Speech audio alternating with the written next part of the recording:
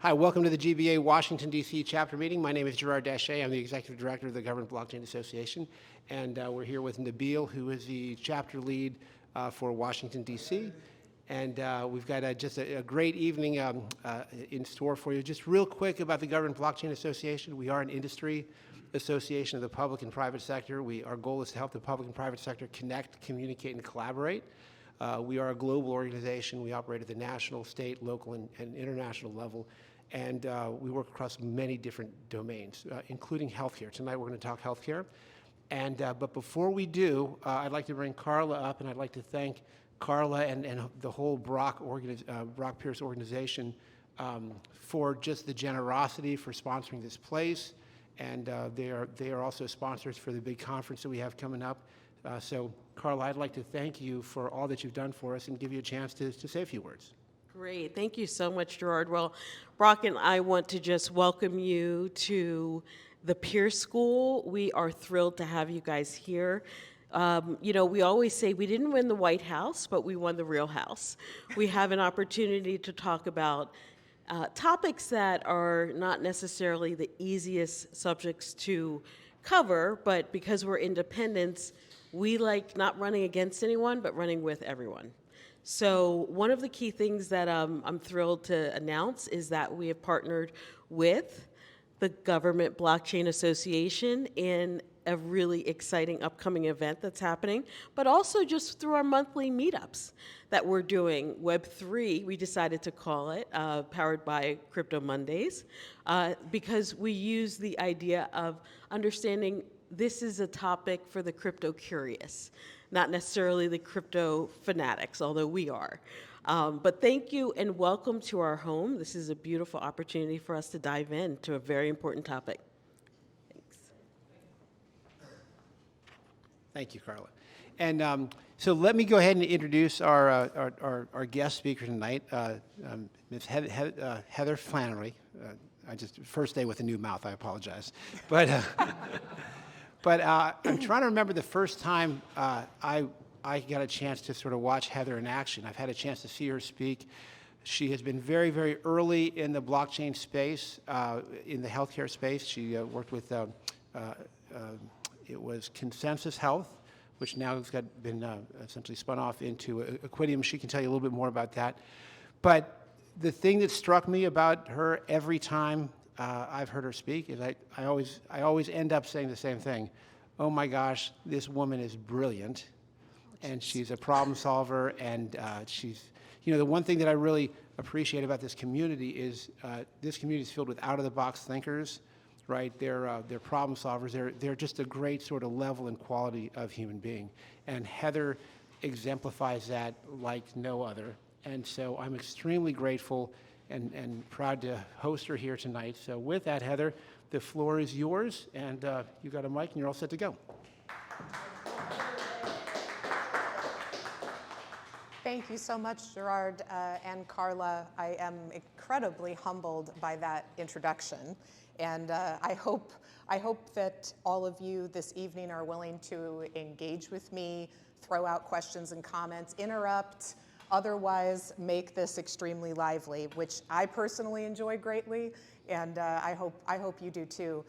The first thing I wanted to start with is to remind everyone, and there are some of us in the room that work in healthcare and life sciences every day, but I think most here are not healthcare and life sciences professionals. Is that right?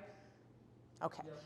When we hear those words, we think about an industry and an economic sector. We think about jobs and hospitals, and we think about drug companies. Sometimes we forget when we hear those words to think about our mothers and our fathers and our brothers and sisters and our neighbors and all who have come before us, all who succumbed to an unnaturally short life because of diseases that we know we can cure. We forget about preventable human suffering. There are whole systems of religion that teach us that some degree of suffering and kinds of suffering are part of the human experience, but we have kinds of suffering that are totally preventable. And I don't just mean disease. I mean the radical inequity in the distribution of resources the access and ability to trust the institutions that need to deliver health care, to even basic things such as, for example, immunizations, or even emergency medicine itself can be extremely complicated. So we forget that healthcare and life sciences as an industry serves humanity. It is us. And I don't think of it as separate from us. And that's part of what fuels my particular passion and motivates me and inspires me with the partners and collaborators I have the honor to work with. I'd like to take this moment to say rest in peace to a leader from our industry that many of you probably know, Dr. Kevin Claussen from Lipscomb University. Kevin passed away 2 weeks ago, approximately, from a short battle with a devastating cancer as a relatively young man, leaving behind a daughter in college and a wife and a legacy of people throughout our industry that respect and admire and were led and inspired by Kevin. Kevin and I started the Blockchain in Healthcare and Life Sciences Standard together under IEEE. I was the chair and he was the co-chair. That was probably 5 years ago now. He was on my board of directors for Blockchain in Healthcare Global, which is a trade association I had for some time. I am honored that he's been a member of my advisory board and a close collaborator every step of the way, and someone I learned so much from. And I want everyone that hears this recording to remember Kevin, Dr. Claussen, and all that he's contributed, and that is why we do our work. Not only this one human being, but all of humanity. So thank you for letting me have a moment. On our website tomorrow, there's going to be posted on our advisory board page a link to the charity of Dr. Claussen's family's choosing for any donations that anyone would like to make. It has to do with addressing accelerating clinical research in oncology. So you can find that information on our site tomorrow, and thanks very much. All right, so that's what I mean by health and humanities killer app, because this isn't about all the businesses or the government agencies that work in healthcare. This is us. This is our families, our children, our future, and suffering that we have the possibility of preventing. So what I'm going to talk about tonight, and I'm excited to dig in with you all, is this idea of how economic flows can change the way capital is addressed to solve structural problems. And with the introduction of Web3 and some other emerging technologies I'm going to tell you about. Yeah, I'll stay on one slide for a ridiculously long time. You'll find I do that a lot. I can go hours on one slide if you let me. So, yeah. So the right now there is already a very large, economically large economy for data in healthcare, and I call that the Web 2 data economy. It's difficult to size because it is barely legal, decreasingly legal, and it is not inclusive of the data subject. So the person who the data is about, they don't have any participation in its economy. And while the economy came about for noble reasons, exactly such as those that I've described, like accelerating clinical research and creating faster miracles, there have been unfortunate and unintended consequences in the Web 2 big web environment that has turned individual human beings into products themselves. And the bioethical and legal and moral hazard associated with all of that is part of what we can use to start solving problems in new ways together in this industry. And that's what I'm going to be telling you all about.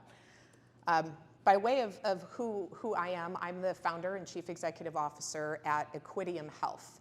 Equidium is a play on words, health equity and data liquidity powered by Ethereum. And we are a commercially independent spin-off from the largest Ethereum software company called Consensus, spelled with a Y, that every one of you probably are familiar with.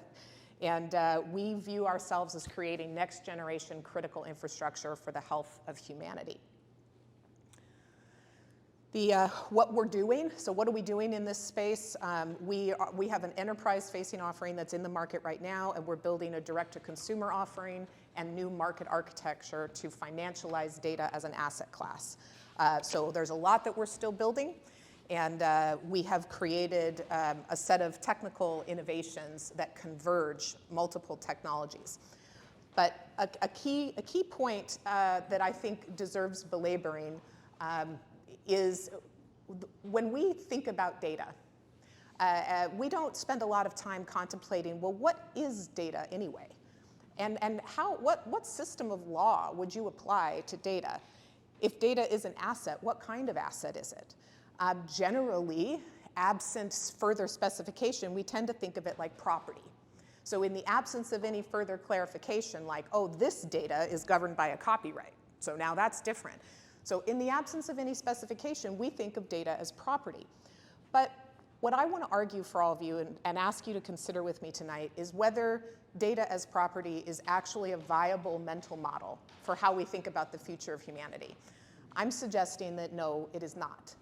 And that now, in today's society that is only becoming more radically technological, data, especially data about people, is effectively inseparable from their personhood. So that would mean it's like you can't separate your labor from your personhood. If you as a person do something and you are economically compensated for doing that thing, the thing you have done is not you. You are still the actor that is delivering the labor. We believe that thinking about data as labor and then following that chain of thought down is how you can lead logically to new economic structures that can create effectively compensation scenarios, including those that could be a different way of getting at the same kind of aims that are talked about with universal basic incomes. So if you imagine the idea of a universal basic income, it's based on the notion of a human right and achieving economically a way for a basic level of subsistence for every person in a society.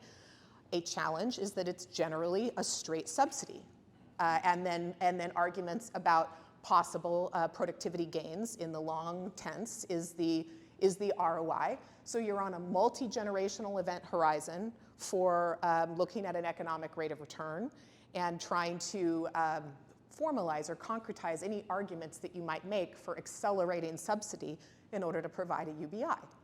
Then you have, questionable evidence of the small economies where experiments have been run. If we had a different way where, let's say, straight up pure capitalism could drive earnings in the true sense into an individual human being as an economic actor in the well-being of themselves, their family, their community, that could change everything. And that idea of the data about you is part of you now.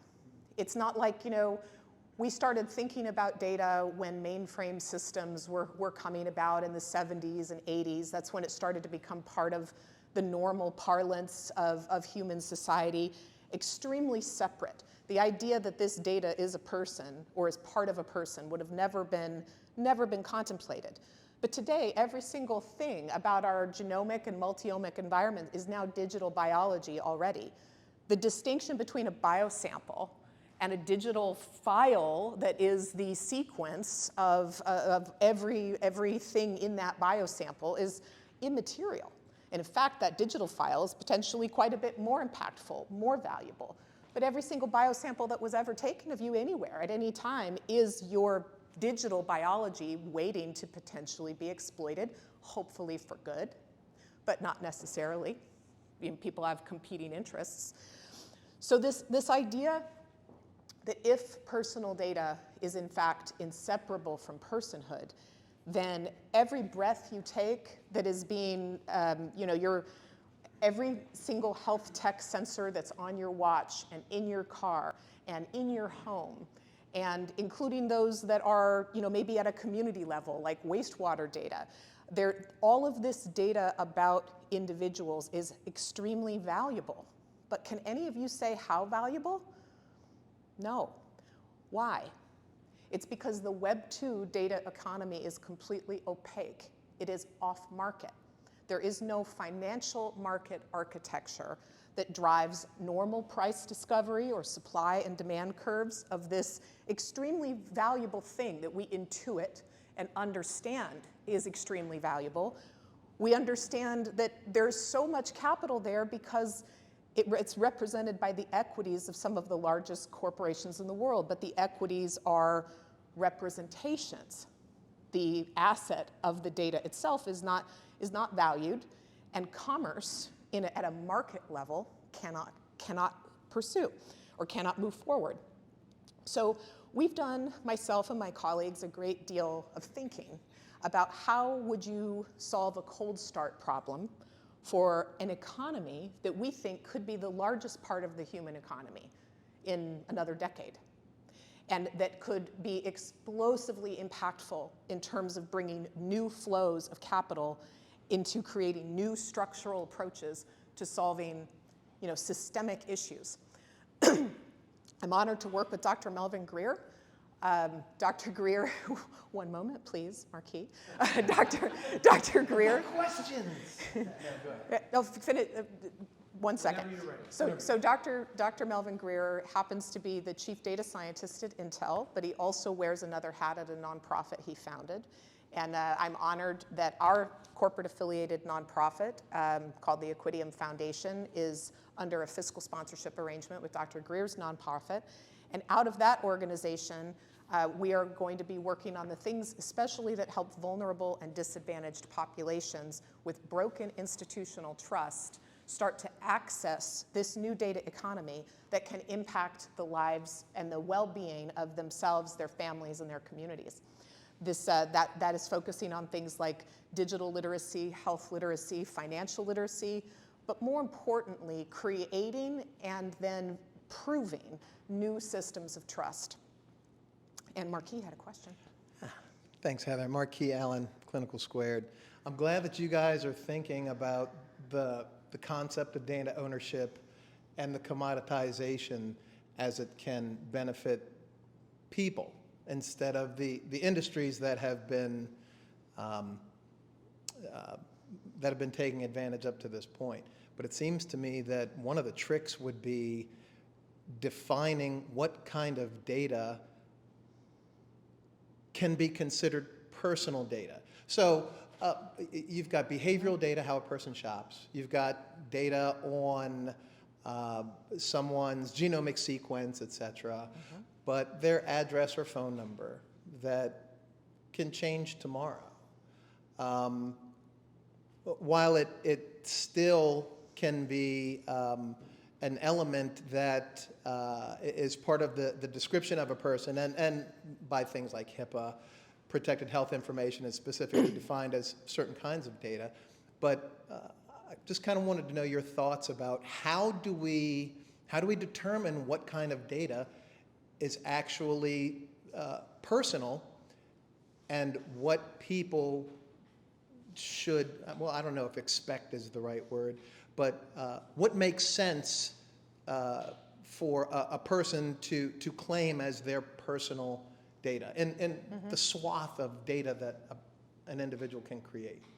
Oh, it's a very insightful question, Marquis. Thank you.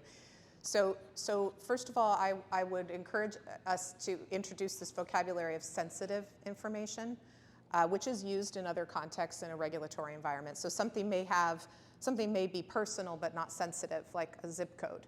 But sensitive information might be my HIV status or my pregnancy status. But the fact that my 2 addresses ago, I lived in Great Falls, Virginia, don't care. So we use that term to describe sensitivity, which is a subjective personal feeling that has to be culturally dynamic globally. So that is a personal group and community belief system makes a determination about what is and isn't sensitive. And so far, our legal constructs make no distinction between that. You know, my zip code has just as much regulatory burden around it as my HIV status or my mental health status does. Let me get to the rest of the question, one second. So then the question becomes, how do we define what personal data is? And it's actually really simple in our model. If the data subject, which is just a data scientist's way of saying what's the data about, if the data subject is a human being or a group or collective of human beings, then it's personal.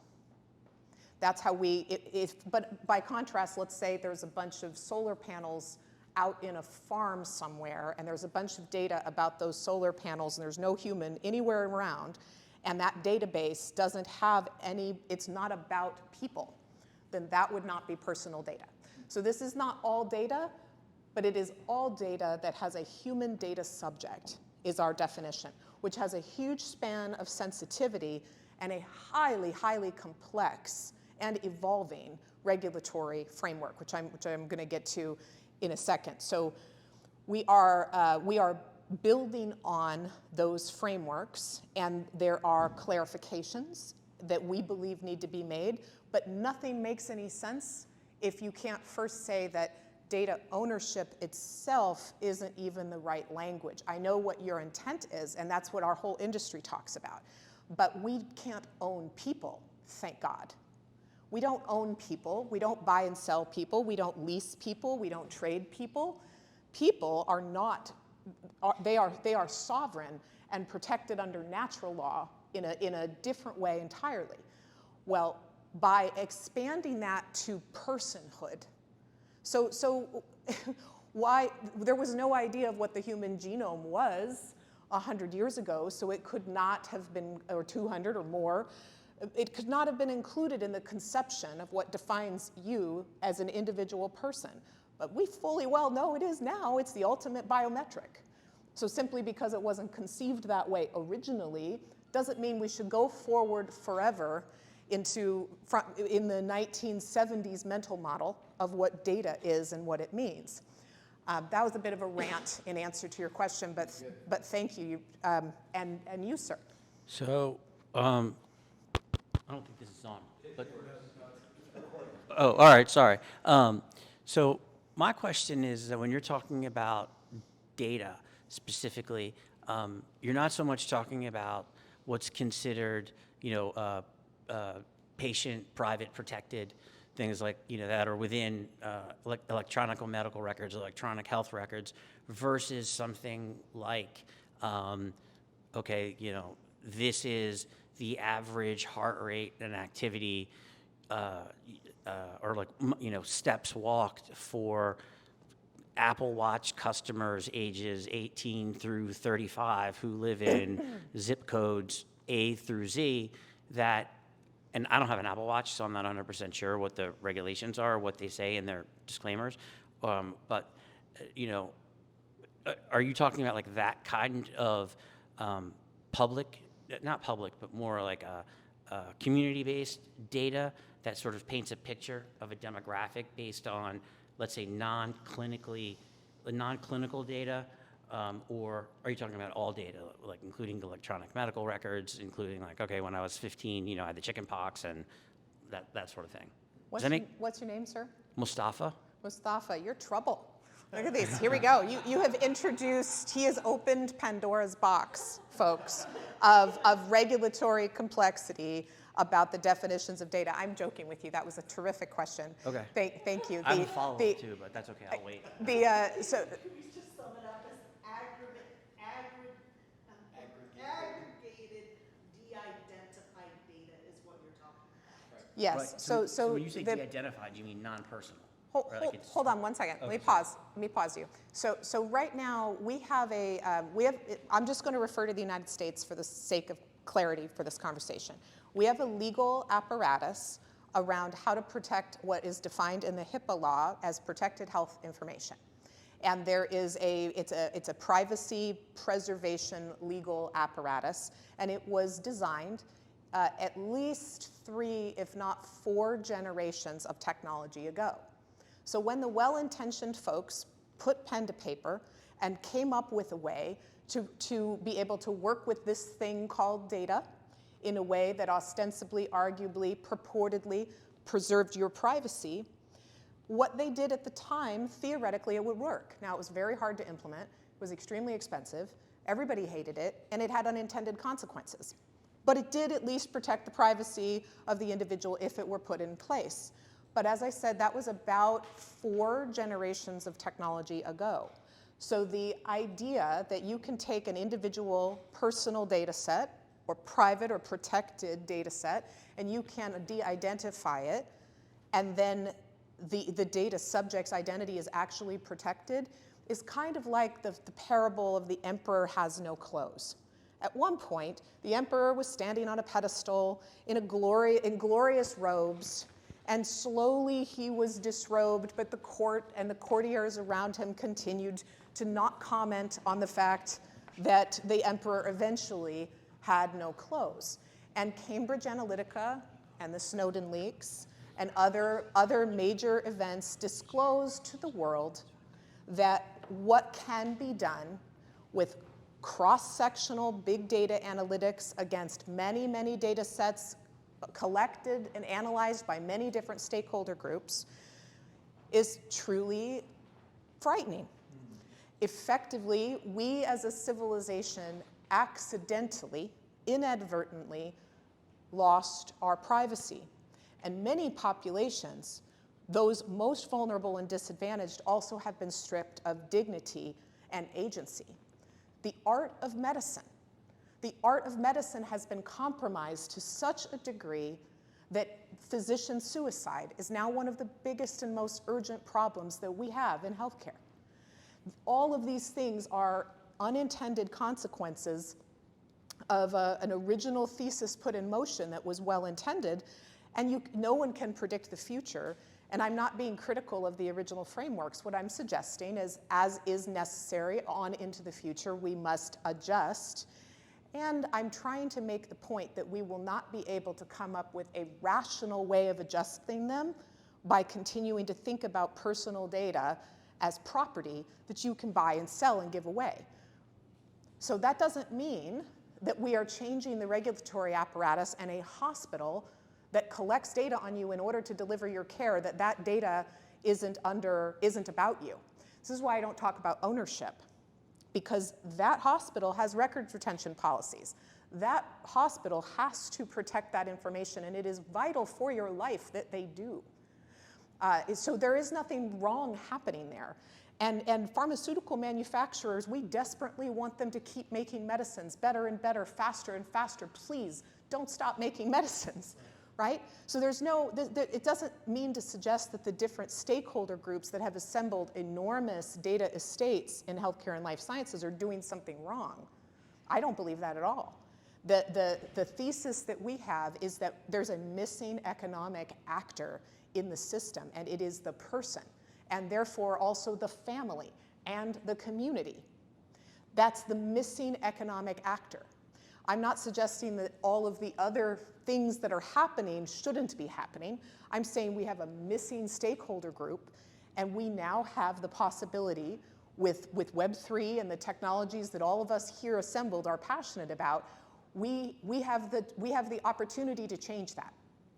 But we can't keep thinking about data as the same kind of asset class we've been thinking about it in. So for example, lots of people are talking about NFTs in the crypto space, and okay, we could take a unique data set and bundle it up in an NFT.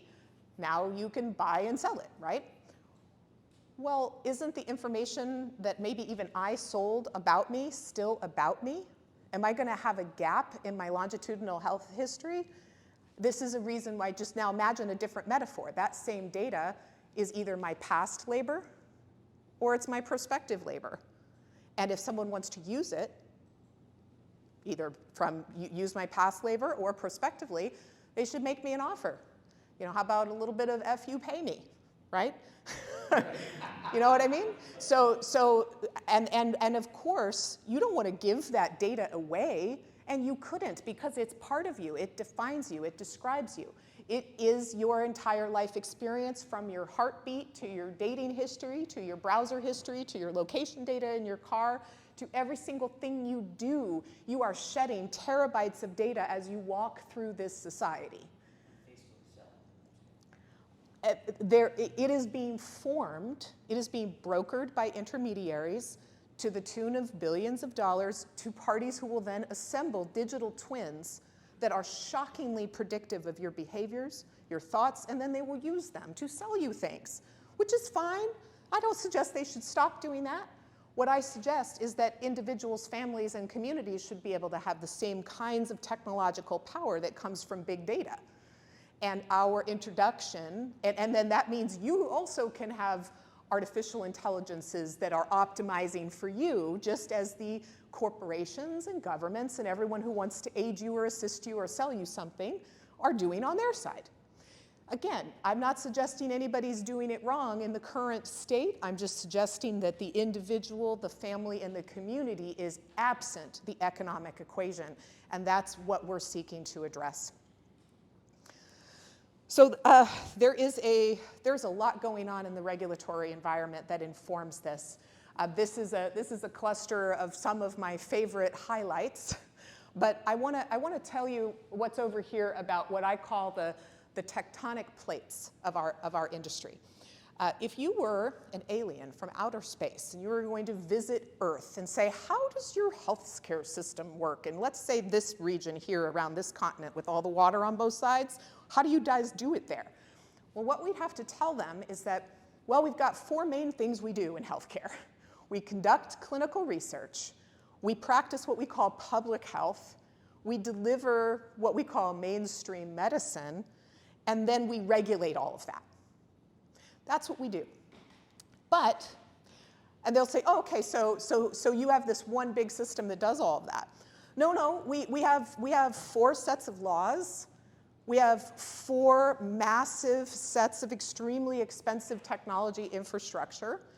And we've got 4 different labor pools that do this.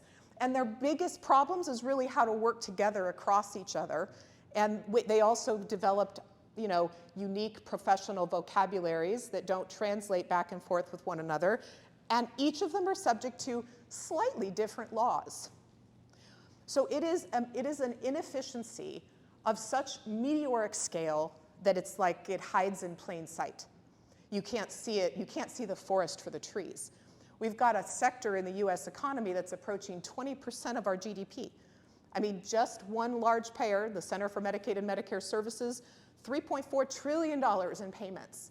How much of that is waste, fraud, and abuse? Well, no one knows for sure, but it's somewhere between 10 and 25 cents of every dollar.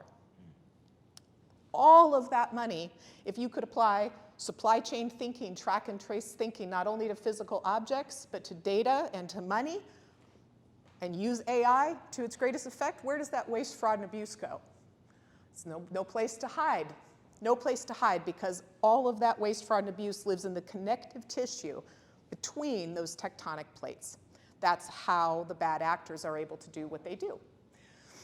So in our Web3 infrastructure, we're proposing a new class of utility, like you've got water and power and spectrum and different kinds of utilities. And if you think about when in history something goes from an innovation and a novelty, maybe something that's a status symbol, something that's unique, versus something that's considered a utility, it's this innovation and adoption curve. Think about electrification versus lighting up one light bulb or having one home lit. There was a time in our country where there were power generators on the side of every commercial and industrial building. The grid had not been invented yet. And there was no such thing as a utility in the concept of power. So we're suggesting that that same kind of process is playing out right now, and we're hoping to shape it. We're hoping to shape it in an ethically intentional and inclusive way, where we are creating a new class of utility that is a missing institution. It is a missing kind of utility, and it plugs into a market architecture that we also have to create that establishes the transparent and compliant capital flows in ways where the enormous gains and profits that can be had by curing the diseases of humanity are able to be shared as stakeholders with the individuals, families, and communities whose data, the data about them is part of making that happen. So I'm not going to talk about each bubble here because we could do this all day, but just quickly hitting some of the high points. There is the Cures Act, the 21st Century Cures Act. This has now it's defined a new illegal action called information blocking. And what it says is if you're a HIPAA-covered entity in the US, basically a payer provider pharmacy, one of those, and you fail to make a person's data about them conveniently available to them, then you've now committed an illegal action that will be investigated, and if you are found guilty, would be enforced. And they took the investigation and enforcement apparatus from HIPAA, and they largely applied it to this new thing called information blocking. So for the first time, we have a regulatory environment where a radical change that favors the empowerment and agency of the individual is here now. This has already happened, but the world doesn't know much yet about what you would do about it, and we still are thinking about data the same old way. So even though the floodgates are open, there's no flood yet, but it's a really, really important factor. There have been multiple executive orders in the US around trusted, ethical, and secure AI. The Good AI Act, the National Security, I'm going to be talking in a minute about the convergence of blockchain and Web3 with AI, which is a vital piece. We talk a lot about self-sovereign identity, but my assertion is that self-sovereign identity really matters because you need data sovereignty. And the reason you need data sovereignty is so that you can have self-sovereign AI. That is what changes the power dynamic between individuals, very small, and who presently cannot use AI for their own aims, and the massive institutions that seek to aid or sell to the individual. So we've got really, really positive discourse going between SEC and CFTC about new classes of commodities, and all of this that we're describing. And Tom Goldstein, you'll remember about this. The original thought work going back multiple years about how do you use futures to define prospective data feeds, which are going to be the heart of the new data economy. Because this is crass, but you know that phrase, you can't put lipstick on a pig, right? So think about that with data. If the data was collected in a way and governed in a way that it has low integrity or data quality problems, or it is incomplete, or especially if it underrepresents populations that have lower levels of inclusion in the health system, you can't invent data that just isn't there. So that means if we want to solve hard problems, especially around health equity, it has to be prospective, which means into the future, from right now forward. You cannot just beat to death on the data that's already there when that data does not represent the populations that we wish to serve. Yes, sir, we have another question. Sorry. From Mustafa, who needs a mic. So when you mentioned the inequities and how it affects to certain demographics. So I was reading an article that Deloitte put out where they were saying that even with all the new AI models that insurance carriers and healthcare providers are looking at, that systemically it's broken because and it has an unintentional bias towards low-income zip codes because they're based on models built in the late 80s and 90s. And so when you're talking about, safe AI and, looking forward to address that, can you comment on that? Oh, yes. It's a subject I'm extremely passionate about. So just encapsulating your question, you're talking about what you're hearing in the press about artificial intelligences perpetuating institutional racism, for example, and other kinds of biases that affect different, not only racial, but other demographic sectors. Yes, I can comment on that. So it's not about data from the 80s or 90s, it's about data from right now. And if you imagine what populations are not getting adequate health care.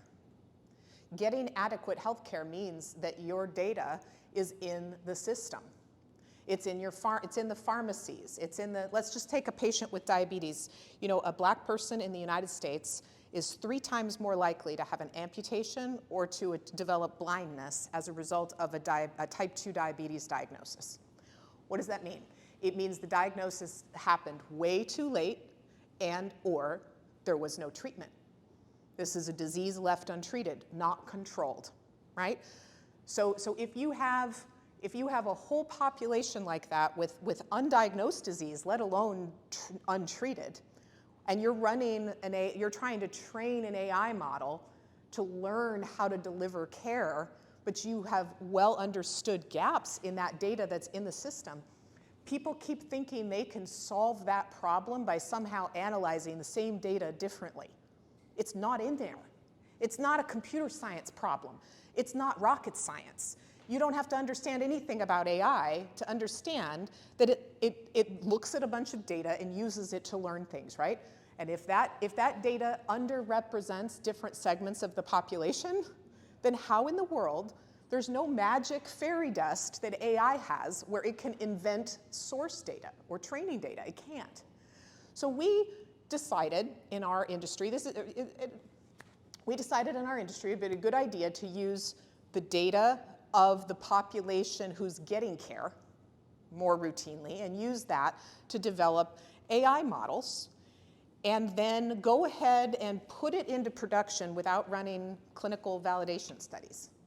So even the fact that the AIs have not been producing generalizable outputs, meaning if all kinds of different demographics of people are being affected by the same AI, it's going to have very disproportionate validity. Like, for example, pulse oximeters are a great example. You know, that's a really basic, inexpensive medical device that doesn't work very well on black people or anybody with dark skin because it uses optics through the skin. And that went through all the passing of all the laws, and it was overseen, and it was regulated, and we got all the way into the COVID-19 crisis, the worst time of the crisis, and everybody figures out then something that many already knew but no one talked about, no one did anything about it, that the main basic thing that everybody does when you walk in to figure out how much oxygen you have in your blood is put this thing on your finger, and it shines a light and measures stuff. It doesn't work if your skin is not light. I could go on for an hour of example after example, from medications to public health program design to devices and drugs and vaccines and all kinds of things. It'd be just women generally. Women generally across the board are radically underrepresented in clinical research. And so that's one of the bubbles on this slide that you'll notice down here. New FDA rulemaking impacting pharma requirements for clinical trial diversity. Thank you, FDA. We appreciate that. And every person I know who works in the pharmaceutical industry is so passionately wants to comply with that. Every single person I know. What do they do to get data that isn't there? They need to get data that represents people who aren't in the system. If they're not in the system, there's no data. What are they supposed to do? Enter data futures. There is no other way. There is no other way. Everybody's moving deck chairs around the Titanic, trying to figure out how to do, whether it's recruiting into a clinical trial, whether it's training an unbiased AI, everybody needs that data, and it isn't there. So it's not just about privacy and, you know, the rights to retain your privacy. I would say that is definitely a tertiary priority to being able to be cured or be treated if you have a dangerous diagnosis. Or if you have a disease that there is no treatment for and there's a study that maybe you could get investigational therapy, you would want to know about that. If your family, your daughter, your mother, your father is sick, it is an emergency. It is an emergency. And we shouldn't be addressing the things that we do in this industry with quite the level of calm that we approach them, in my opinion, because we forget the humanity. We forget even ourselves until one of us gets sick or one of us passes away. And it's a reminder every single time, like I told you about Dr. Claussen. Yes, sir. Good afternoon, everyone. My name is Ryan Cooper. I represent DCS Crypto. I had a question. I heard you talking about universal basic income, but I'm going to tie it directly back to the healthcare industry. I was interested about, and excuse me for reading my phone. I was writing my question down. You were talking about automation, AI, and I was thinking about this last night as I was completing the certification. Of course, with blockchain and AI, that's potentially may create less jobs for the less educated, and which may potentially lead to more crime, mental health issues due to unemployment, which directly ties into the prison industrial complex. Excuse me. And I was going to tie that back to the universal basic income. You were talking about blockchain being able to include a lot of people, but it may also wipe out certain legacy and predatory industries, and especially the healthcare middlemen companies that are kind of going to get phased out as blockchain makes everything more automated and reduces the fraud. What about those people? And it's kind of a broad question, but it's more so tied around the universal basic income question and how Equidium can help address that. Thank you for the great question, Ryan. I'm going to take that in parts. So let's take decentralization first, and your comment about middle parties and intermediaries. If we take most people here from finance, right, and intermediaries largely have been created as a result of regulatory rules to provide a service to investors or the public. And in healthcare, it's similar. The intermediaries are many and large, and they exist because they have to exist. We created opportunities, we created problems, and these folks have stepped in and done the best they can providing options. Some of those intermediaries are enormous in scale, others are smaller, but what I would suggest is that there are classes of, just like I'm proposing a new kind of institution needs to be formed, the existing institutions will need to evolve as the way that they create value changes. And this is consistent with conversations I have at a board level in large organizations, where those very large intermediaries know that their business model that they're in today is not going to be their business model in even 5 years. They know that. So the big questions are, well, we know it has to change, but how are we changing? What are the other ways that we can create value? A fortunate thing is that, I say everyone in air quotes, but I would say all the professionals from all the sectors that I engage with, everyone is focused on how to address inequities in health. Everybody's focused on that. So I believe there's a positive outcome where resources and brilliant minds and leaders are looking, they're searching for ways to transform how value is created. If it's no longer going to be this paperwork shuffle on digital images of wood pulp, which is fax, 16 billion faxes still run the US health system every year, right? So if it's not going to be shuffling that around, and it's not going to be doing comparisons between two databases and then making decisions and so on, what is it? What's the value? Well, what everybody needs is better health outcomes. We've been spending more and more per capita in this country, in the United States, and having worsening public health outcomes and widening health inequity. It almost boggles the imagination that that could be the case, that we could spend more and more and more and get less and less and less. It's confounding. To me, that screams structural problems. Structural problems. We can't get after the things the same way. So in terms of the concept of a UBI, if we're thinking about a new data economy, there has to be supply and demand. And if the demand side for the data is looking for the data that's not there, which is the data about vulnerable populations, disadvantaged populations, disenfranchised populations, populations historically and currently underrepresented in the health system, that's the demand. That data is needed and it isn't there. That's where the biggest from a financial perspective, the biggest financial gains in population health would be closing those gaps. Closing those gaps so that diabetes diagnosis, for example, happens around the same time in anybody's disease progression. And there's not some people who end up with amputations when that is completely preventable, usually, for example. So there is this alignment that I'm seeing that I am incredibly excited about, because the demand for that data is there, the energy to innovate to get that data is there.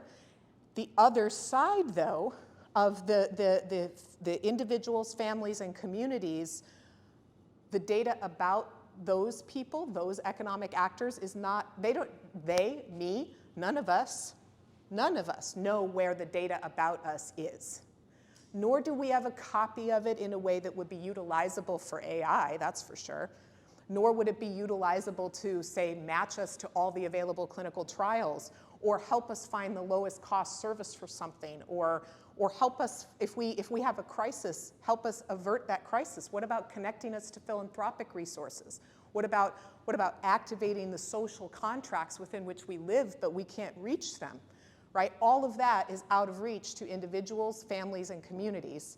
So even though the demand for that data is there, there's no, how would you or me affect that? It's not there yet. And that unmet need is exactly what we're trying to build and create and get out there as fast as we possibly can. I hope that answered your question. So the demand, just to put a fine point on it, that demand, like coming from a pharmaceutical company who wants that data, or a public health authority who wants that data, that's buying something. So if the data person who holds that personal data estate is selling it, that's income. That's income. And if we're talking about prospective data being so important, the data of your life, every breath you take, every beat of your heart, everywhere you go, that's why it can be something that gets at the same problem space that a UBI does, because so long as you're blessed to live and walk on this earth and live in this society, and you're not opting out of all digital experiences, that data, you're creating it simply by living, even if you're suffering. Dr. Lohman. Thank you. My name is Cheryl Lohman, Dr. Lohman, yes. But Heather and I have known each other for quite a long time, which prompts this question. I know you've been so passionate about healthcare for so many years, and we're talking about data. Data is far more than healthcare. It's financial, it's et cetera, et cetera. Yeah. How did you decide to focus on data in healthcare specifically? And do you see Aquidium ever reaching out into other sectors with that data?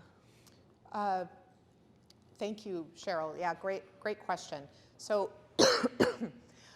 I think humanity's killer app is living well, staying alive, curing disease, not having preventable suffering.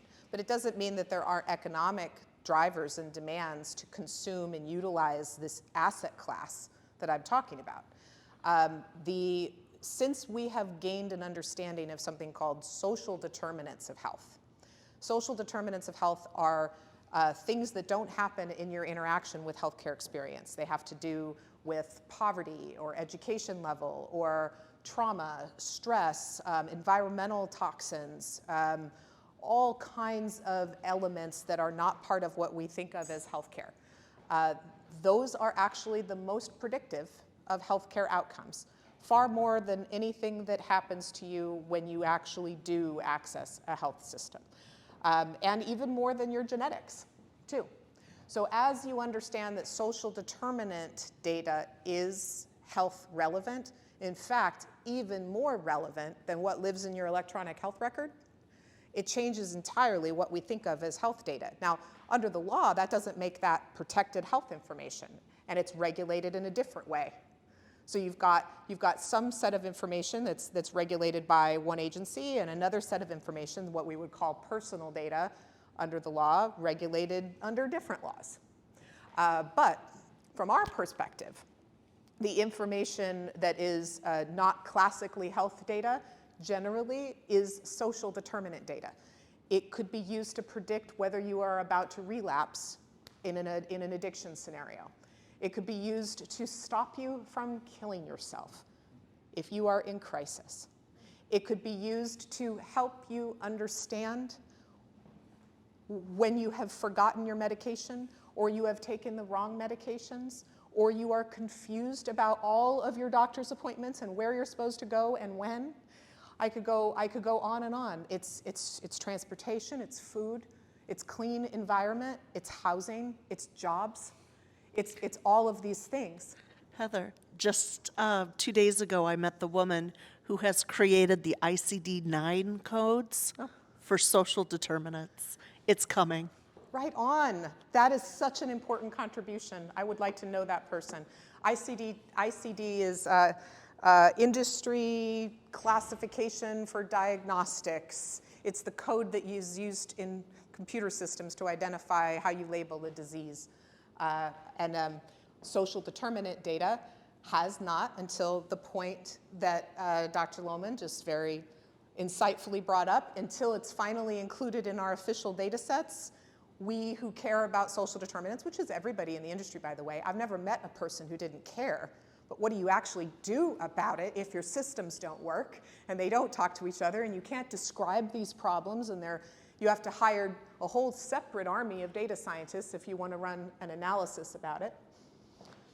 So thank you for that point. I'm going to skip over all these other points other than to suggest that the California Consumer Privacy Act and other legislation coming out of California is going to be particularly helpful in the achievement of this aim, and that there are pending and active similar regulatory models that are modeled after the GDPR, the General Data Protection Rule in the European Union, all of which create a favorable backdrop for this kind of change. And there's more, but I'm gonna keep going here. Okay, so I've got a few technical slides. I'm gonna go really, really fast because you guys are all blockchain people. So I'm just gonna make a couple points really quickly because this has been such great conversation. I wanna get back to the conversation. Our perspective is that for healthcare and life sciences, blockchain and Web3 is super critical. It's absolutely necessary, but not sufficient. So what we have done, it's ultimately a technology for transparency, right? It's not a technology for differential privacy or necessarily a technology for collaborative compute against off-chain resources. So you need data federation and you need federated approaches to AI. And so that is part of our technical focus.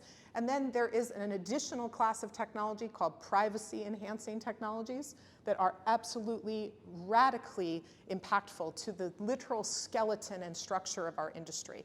And those are trusted execution environments in the cloud and at the edge, and zero-knowledge cryptography, which is a new class of cryptography that is, it's very beneficial in its ability to be deployed with blockchain technology. So combinatorial uses of trusted execution environments in the cloud and the edge with zero-knowledge proofs in different permutations is extremely impactful to what you can do in this industry. So everything that happens, not only in this industry, but in all of industry, everybody assumes that if there's any workflow that has to flow, some piece of data has to move from here to there. You got to make a copy of a piece of data. That means whoever receives that copy has to govern it, has to secure it, now has liabilities associated with it, and that gets you data bloat, and is why we have something called the principle of data minimization. But the key is that when you combine those technologies I described on the last slide, it's no longer necessary to centralize source data in order to create derived data or analytical findings or insults. Or insults? What am I talking about?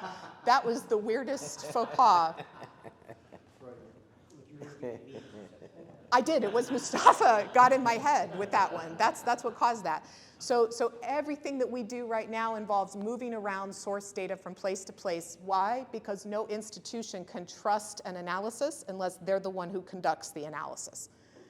They trust their own analysts, their own IT infrastructure, and they say, get me the data, I get it under my custody, Now my team that I know and trust and pay, you guys run an analysis, and now I'll make a decision, and I'll do something with that data. And everything runs on that basis of you can't trust an analytical finding unless you're the institution that produced the findings. So everybody of those 4 tectonic plates we talked about, they all have versions of the same data that are basically shuffled in what you label the fields, which makes it really hard. And then they all have separate analysis that they do, and of course they don't come up exactly the same, so then everybody has things to argue about at conferences, mainly. It does not solve problems. So in this now, this combination of technologies, we can start to ask the question, do we really need to exchange data here, or are you actually trying to get a compute result? Are you trying to get a finding of some kind, an answer to a question, a scientific question, a business question? If it's an answer to a question you're after, we probably don't really need to exchange data anymore necessarily. We should at least consider, do we need to exchange that data actually? And what could we do to simplify and make more elegant the architectures that underpin our industry? I think that when we look on this at a long enough event horizon, let's say maybe 4 or 5 generations, this whole blockchain Web3 thing will be like a footnote. It'll be like in the weeds, and the big story will be artificial intelligence and how it impacted humanity. And I mean, put it on a couple hundred years, and what we're doing is going to be all about that, is my prediction. And our technology that we're all focused on here is the technology that can unblock the potential of AI for humanity, but also provide its guardrails. It is the mechanic by which we could actually achieve explainable AI, trusted AI, AI that can be governed. We talk about all the time, how do we want to govern these AI approaches? What we have right now is literally invisible and ungovernable. So just as we talk about blockchain as a governance technology, a transparency technology, a social trust technology, it is the vital missing ingredient for us to live in the kind of future that we want to live in, where wonderful things are happening with AI, but it's not Skynet. And we do not live, we are able, those of us who value liberty, are able to continue to live in truly free societies. And so this work is extremely important for that. Amara's law. So I love cognitive biases, and I'm kind of a geek, as you may have noticed. But this speaks to one social cognitive bias that causes us to overestimate the potential of the technology in its early days, and then pretty radically underestimate its impact in the out years. And we tend to think in a linear progression. But we know from one innovation after another through history, we know 100% that technology doesn't impact humanity in a linear way. Like we think in a straight line, like it's going to go in this nice, straight, neat, tidy line. But what it actually does is a hockey stick. Slow, slow, slow, slow, slow, and then all of a sudden everybody's calling an Uber. It's like, when did that happen? Right. I used to have cabs. Where did the cabs go? And it's so fast, and we know that the rate of technological change is accelerating. But what's happening to human institutions and culture? It's not changing any. There goes Tom. I told you I was going to say something. Much longer than I planned because it was so interesting. Oh. And I'll catch the rest of it on video. I can't wait to get together, Tom. I promised him I was going to harass him on the way out the door, so I had to follow through. So we know that the rate of technological change is accelerating. We know this. This is widely published. You can look to Ray Kurzweil's works. If you've never read The Age of Spiritual Machines, it's a fantastic book that digs into this concept. And I ask you to consider what happens if technology keeps accelerating, but human institutions change at the same pace they always did, and that the AI is evolving at that rapid pace. It's not super promising in that way that we need to do some things differently to get our arms around this. So thinking about blockchain as an AI enablement and governance technology for the health and well-being of humanity is an important consideration and is built into the frameworks that we're working within. Are we going to explore that a little bit more, how blockchain can put the guardrails on AI, as you talked about, because we haven't heard too much about that? You are singing my song, Cheryl. I love to talk about that subject. That is, yes. There's not a ton in this talk, but let me get through this, and then if you want to revisit that question, you get into defining the problem space of bias, the problem space of explainability, all the different problem spaces, and then mapping it to how different new institutions, because it's not just tech. The existence of the tech doesn't magically solve the problem. You have to create new institutions that can actually affect change using the technology. But I'm encouraged by the potential, and that gets me out of bed every morning full of vim and vigor. You know, it's just so much to do.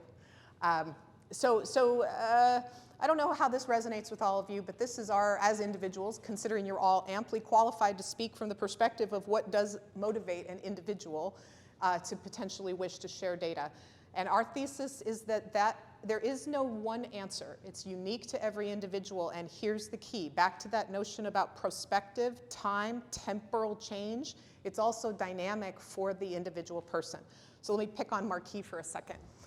Let's say that your self-sovereign AI, protecting your privacy, has analyzed all the big data about yourself that you prospectively accumulate as you live your life.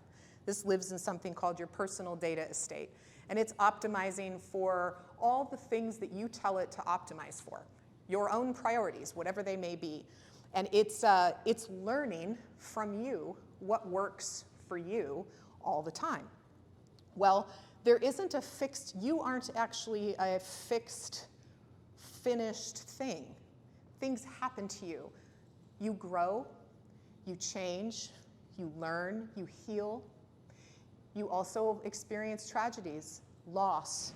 You have setbacks. You are a human being like all of us. So what you need and how you can respond is also changing as your life changes and you as a person change. So it's not only unique to the individual, it is unique to what's happening to that individual prospectively, which can be seen in that prospective, forward-looking data about the person. So if you have goals and you want to be incentivized, have you guys ever wanted to lose some weight or sleep better or, I don't know, quit smoking, whatever? Have you ever had a goal and then it sort of confounded you? You didn't quite. I'd be kind of surprised if everybody hasn't shared that experience. The idea here is that if you had self-sovereign AI, meaning AI that you control, you're telling it, hey, I want to lose weight, or I want to have this goal happen, or I want to be a better parent, or whatever your objective is. That big data can be used about you. So in this data economy that we're describing, there are 4 approximate motivators that change on a personal level and then change over time. And those are altruism. Altruism is a huge human motivator. We do tend to want to help others. And when we feel like we have a chance to help others, most of the time, we want to do it if we can. Personal goal attainment is the things like I'm talking about. I want to change my body composition, or I want to lower my A1C or something like that. Reputation and affinity. So you as an individual feel an affinity with any number of different parties or groups that you identify with. Generally, your reputation matters to you greatly in the groups to which you have an affinity. So reputation is also a motivator. And then last but absolutely not least is economic participation. And this is where we get into the conversation we were having about what other ways could we get at the idea of a UBI. We certainly know for sure, this is well established in the literature, that people who are in poverty, it's so self-evident it feels diminishing to speak out loud, but people who are affected by poverty are motivated by ways to get out of poverty or to help themselves constantly. And having economic participation, if you are at or near or affected by poverty, is a really, really, really big deal. So sometimes people will push back on this idea and say, well, that transaction's $1.79, that you're sizing. Who cares about a $1.79 transaction? That's not going to motivate anything. It doesn't matter. And they'll use arguments about microtransactions. Basically, this whole economy would run on trillions of microtransactions. And they're saying any one of those transactions is insufficiently motivated. But the way that this could turn into something like a UBI is if you start adding up hundreds and hundreds and hundreds of transactions, that can be actually sustenance. And especially in low and middle income countries where where we still have massive currency differentials and things, and the parties that are the data buyers are paying in dollars or euros, right? So there's major potential there, but the key is that you have to be able to use AI in order to do real-time optimization of that incentive design. And if you can't do that, then you're going to just repeat corporate wellness programs over and over again. Dr. Lohman. One of the main drivers Sure. One of the main drivers from my viewpoint of collecting data is to get people to buy things. Yeah. Okay? They want us to buy things. Sure. Nothing wrong with that. Well, nothing wrong with I that. like to sell things too. Well, Yeah. no. Yeah, I mean, I was thrilled when Amazon, put a certain shirt up. Would you like this one? Sure, I would like that one. I actually need that one. But getting back to the idea of UBIs, people that control more wealth and resources in the world have more buying power. Therefore, their data is worth more to the people who want to sell to them, right? And so if you're trying to think about creating data from somebody who is in a marginalized or a less economically Yeah, the consumerism Fluent. Yeah. argument falls down if a person isn't equipped to be a high-end consumer or to buy the goods that the economic actor is trying to sell. Yeah, Understand and the if you point. just Yeah. want to, just say, why can't you have a big supermarket in a zip code that's filled with poverty, right? I mean, that's just a real example of what happens in, say, Southwest DC, Yeah. or Southeast DC. And so how does prospective personal data for somebody who's not in an economically,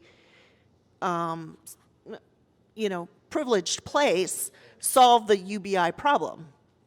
Did I make that clear enough? Well, a couple things. I'm not proposing that this delivers a UBI. I'm saying that it delivers old-fashioned capitalistic gains for people who have assets that can be sold. And what I'm saying is that there is a disproportionate demand for social determinant and clinical data about vulnerable and disadvantaged populations because that data doesn't exist in the system today, and it is direly needed in order to close extremely expensive and tragic gaps in health equity. So the demand exists. It's not consumerism demand. It's probably not going to be Gucci as the data buyer, for example, but it might very well be any pharmaceutical company whose name you could think of, or public health authorities, or AI practitioners trying to source data pipeline that would produce an ethical, generalizable inference value. So the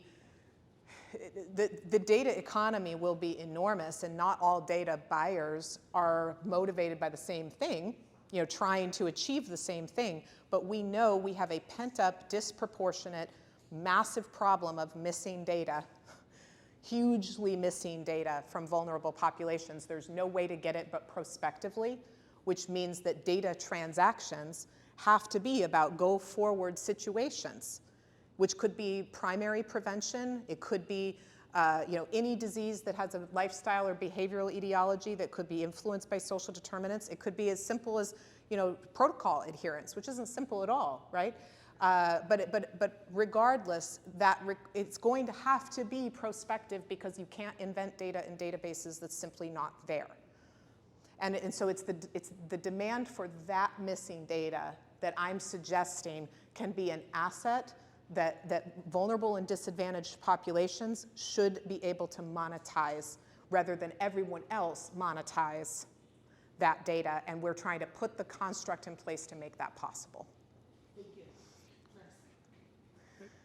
We need to wrap it up soon because we're almost at the We end can of be our done time. whenever anyone's ready to wrap. There's so many more slides. You want to give me like a wrap up? Yeah, why don't you take whatever time you need to wrap up, and then we'll stop the recording. And if you want to stay for a few minutes, but I got to be sensitive to the folks that own the real estate. Absolutely. Thank you so much, Gerard, for the time check. So I mentioned, these are motivators of why would an individual wish to monetize information about them. Okay. There are also lots of motivators for why an institution, like a large pharmaceutical manufacturer, would prefer to procure data directly from the data subject versus procure through an intermediary. So this slide goes into details about a half a dozen different ways and reasons that it would actually be preferred to the buy side of the health data economy of today, including social determinant data, if there were a way to achieve a number of important things that we can talk about in the discussion segment. We do believe that altruism motivator is important. So the Equidium Foundation, which is our corporate affiliated nonprofit, will be introducing an innovation, which is the ability to have tax deductible micro donations of data. So if you are a person who that 79 cents for that one transaction doesn't matter to you, it still has to be priced, you will be able to allow that to be to have the same kind of tax exemption that you would have from any other philanthropic donation that you have under a 501c3. So that's an interesting detail that we could talk about more. But the Equidium exchange is actually a fintech market architecture for the financialization of data as an asset class, and it will work in partnership with the foundation. And I think this is going to keep going and going. I think I'm going to go ahead and wrap us up because there's another, I see there's a question in the. One last question. Something that is forever frustrating to me every time I have to deal with medicine and doctors is that you can never get a price for anything. And no one will give you any information about what it's going to cost, and you have to make multiple calls to the doctor and then the insurance, and the insurance was like, well, what codes? Well, the doctor doesn't know until they see you, but they kind of do know. They got an idea. I mean, is it possible that what you're talking about, Equidium, that it could potentially start to solve that problem where it's not so mysterious what the cost of care is? Yes, and there is already an evolving regulatory. So remember the regulatory slide with the bubbles. One of those described the Price Transparency Act that was put in place. That is a good start. That applies to 70 common billed CPT codes that now every health system has to publish pricing for the first time, and that's an example. But that is literally a needle in a haystack compared to the entirety of the system.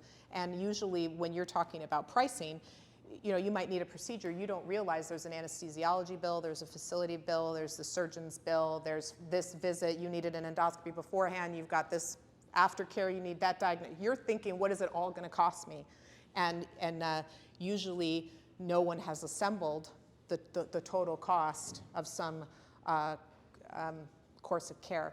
So yes, it can help, but the last thing I'll say, and then I know Gerard, I'm over time, I appreciate this. The last thing I'll say is that artificial intelligence is designed for optimization scenarios. That's how Amazon gets you your packages so consistently. It's how the air traffic controllers land the planes.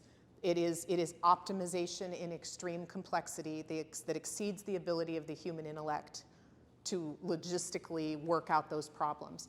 So what you're describing is an optimization scenario that is a classic AI use case, but it requires that the big data about you be activated by you and for you in order to fulfill your goals. And with that, I will close this evening. Thank you all very much for your time.